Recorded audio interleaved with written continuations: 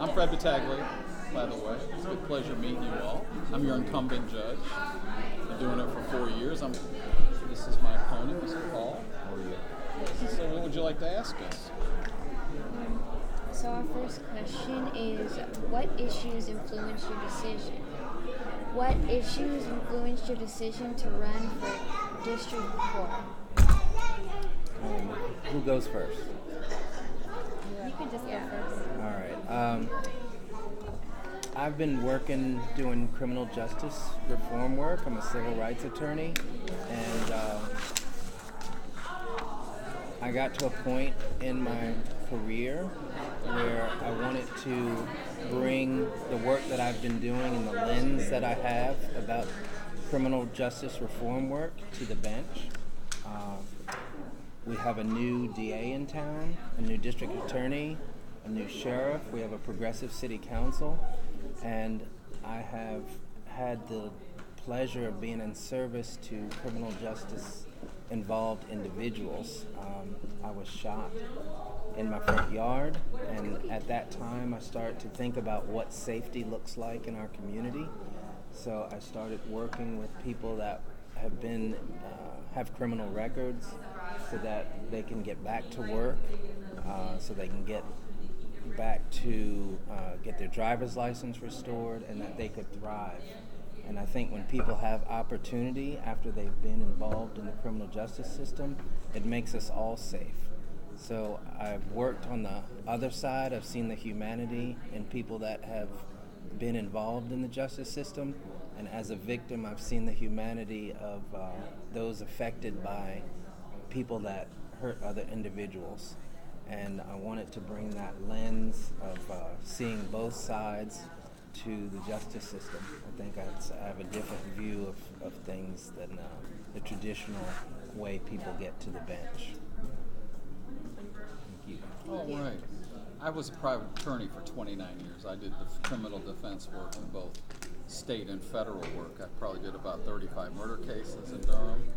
I did the last death penalty case in 1997. Hadn't been a death qualified jury since then. You know, it was just time to give back. Made a really great living, but I took a cut in pay to serve as your district court judge because it's time to give back to the community in terms of judgeship. I enjoy it. This is my 4th year on the bench, and do a lot of interesting things, and it was a great decision for me to do that, to give back. And what I do, what I love the most, what my passion is now, is to do adult drug court treatment. So I do that. I've been doing that for 4 years. Some of the folks I deal with have been in active addiction for 40 years on down, and so it's an 18-month program. We work with them. You know, these are high-risk, high-need folks, and I don't know if you folks know, but we lose 4 people a day in North Carolina to drug overdoses. We lost 63,000 in 2017, so about 179 a day. So that's, you read about it, but I'm in the trenches trying to do with it. We have folks that are really working hard, and I'm so proud of them for this day that they've been clean and sober. And we're data driven, so they have to be. They don't tell me they're clean and sober. I have to see their drug tests. So we're data driven, and we have to restore that trust. And it's very emotional to go to graduation and the families are back, because sometimes they lose their families for a while in active addiction. So that's what I do. That's why, and I really enjoy it. And we're ready for the next question.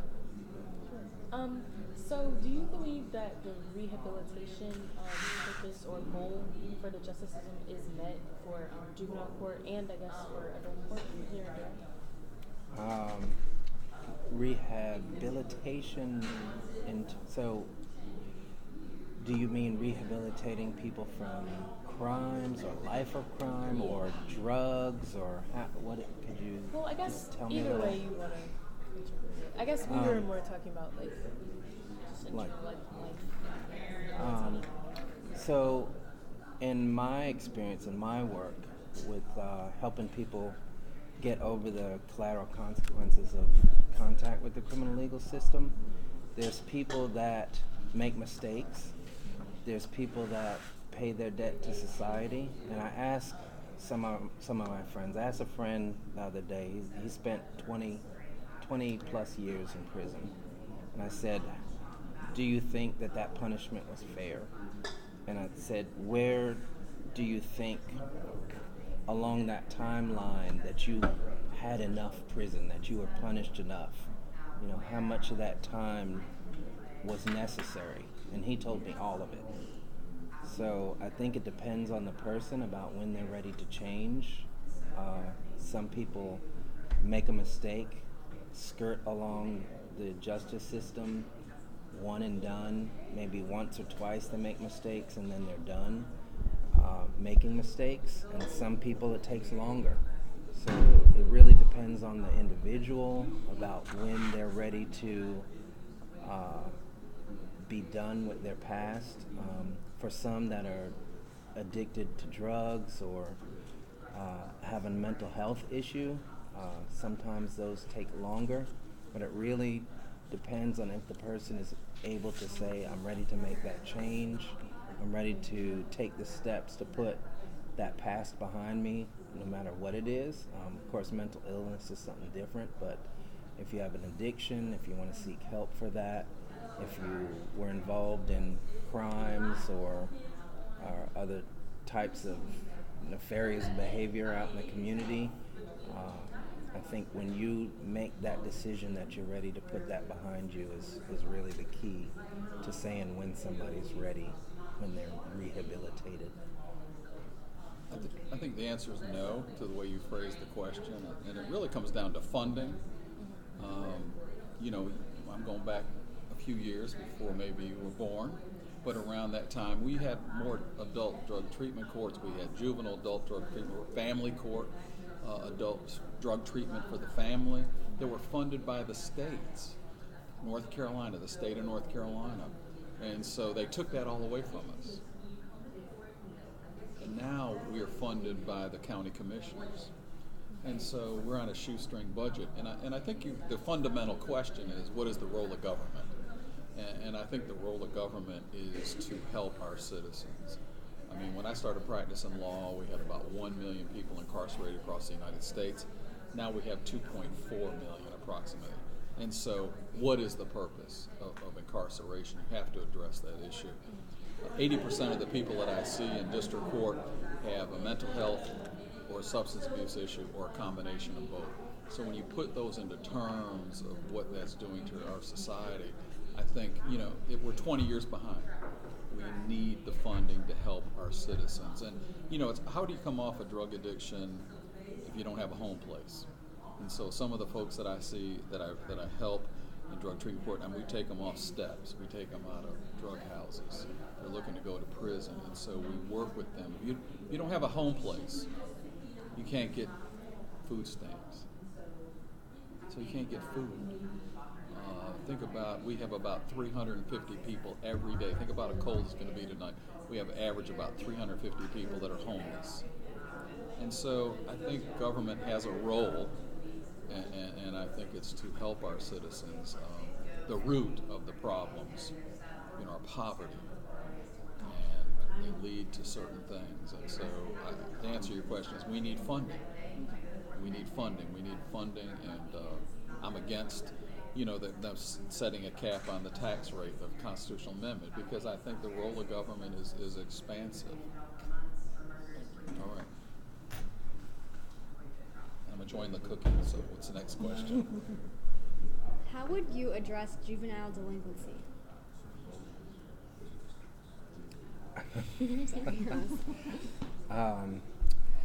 It's an interesting question. Not something that I take that back. I have a 16-year-old daughter, and we did get a delinquency letter. So she missed some school, and it got me to thinking. I had a conversation with the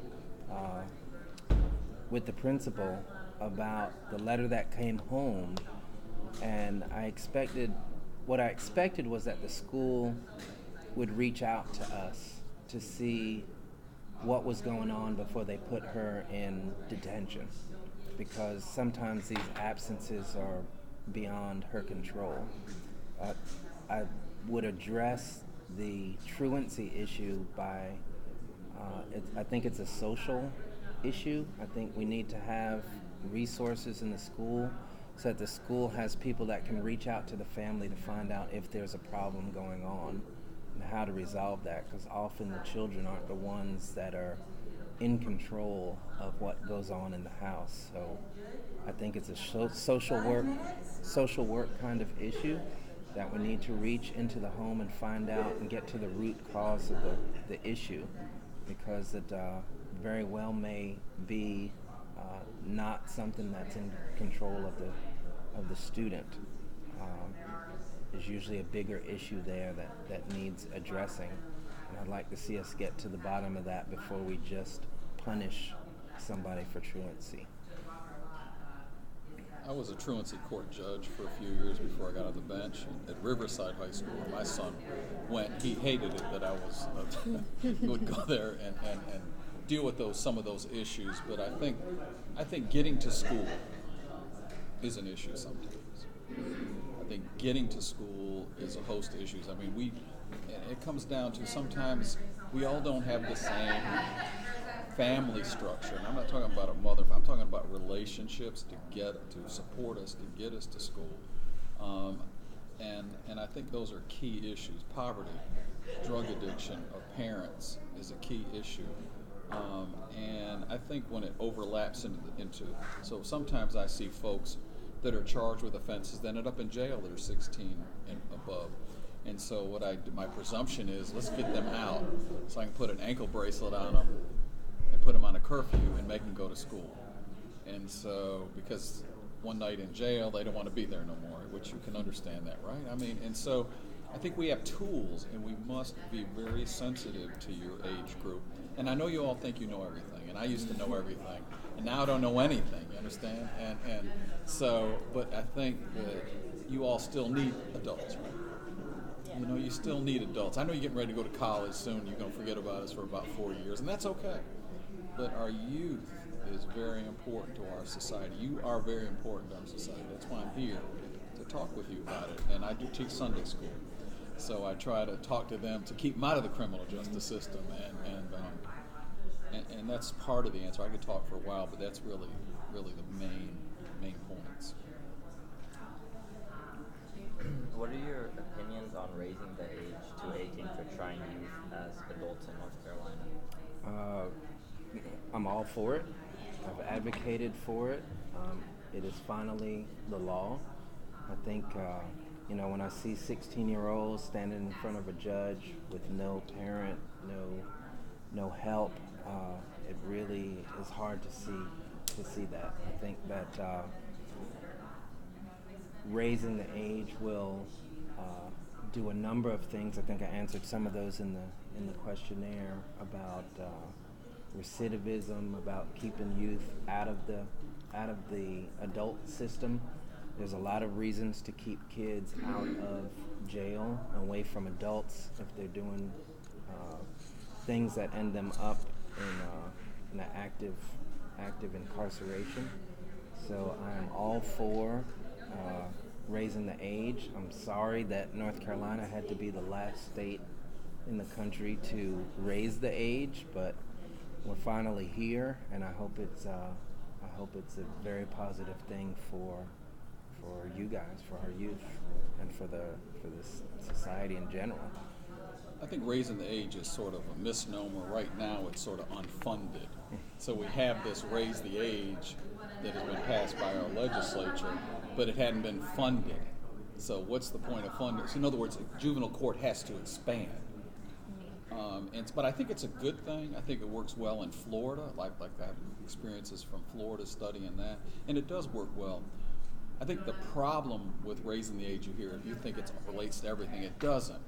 There's still provisions that if someone under the age of 18 commits a murder, they can be bound over to Superior Court and charged and tried as an adult. They can't generally be electrocuted or gassed because of their crime, first-degree murder, if they're convicted, but you can still be bound over. Those exceptions have not been taken out. So armed robbery, rape, those serious cases, district court judge has to have a hearing as to whether or not to bind them over to Superior Court. I haven't had to do that yet, but I've been on the other side, and when it just makes my heart drop when a 16-year-old is going to be charged when it was as an adult, be in the jail with adults, and if convicted, go to jail with people that are substantially older than them, so they have no life. Right now we have a detention center, so we have an unfunded mandate. Our detention center for your age group, or under 16, is out on Broad Street. And I don't know if you've ever been there before. It's near where Costco is. You know where Costco is, on the backside of Costco. And so it's off the road on the right as you're going down towards Carver. And it's overcrowded. And so by raising the age, where's everybody going to go? So you see a theoretical thought process about raising the age. It has no bite unless there is funding to it. Right now we don't have funding. To build another youth facility, I mean, you're talking 3 years down the road. So where's everybody going to go? And so they haven't given us the insights, the legislature.